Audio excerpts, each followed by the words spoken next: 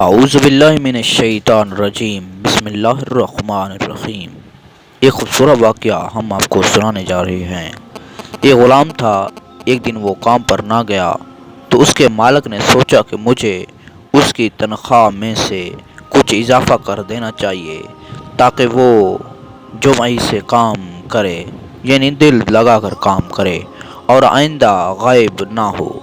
اگلے دن مالک نے اس کی تنخواہ سے زیادہ پیسے اسے دیے جو اس نے خاموشی سے رکھ لیے، لیکن کچھ دنوں بعد وہ دوبارہ غیر حاضر ہوا تو اس کے مالک نے غصے میں آ کر اس کی تنخواہ میں کیا گیا اضافہ ختم کر دیا اور اس کو پہلے والی تنخواہ ہی دی۔ غلام نے اب بھی خاموشی اختیار کی تو مالک نے کہا، جب میں نے اضافہ کیا تو تم خاموش رہے اور جب کمی کی تو پھر بھی خاموش ہو کیوں؟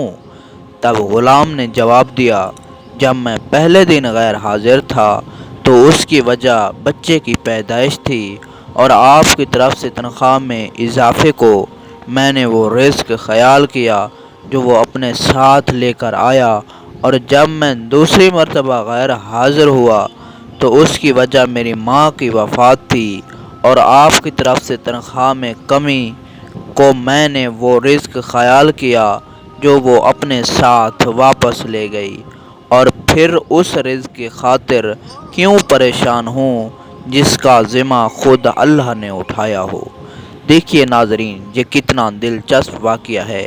ہمارے نادان کچھ بھولے لوگ یہ سمجھتے ہیں کہ رزق بس انسان کے ہاتھ میں ہے، بلکہ رزق اللہ تعالیٰ کے ہاتھ میں ہے، اور جو پیدا ہوتا ہے وہ اپنا رزق خود لے کر آتا ہے، یعنی اس کا رزق کا ذمہ دار خداوند متعال ہوتا ہے۔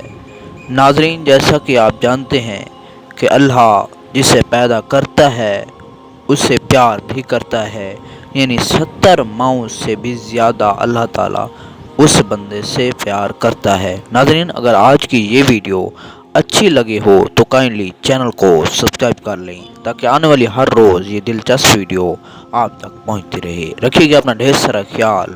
اللہ نگہبان۔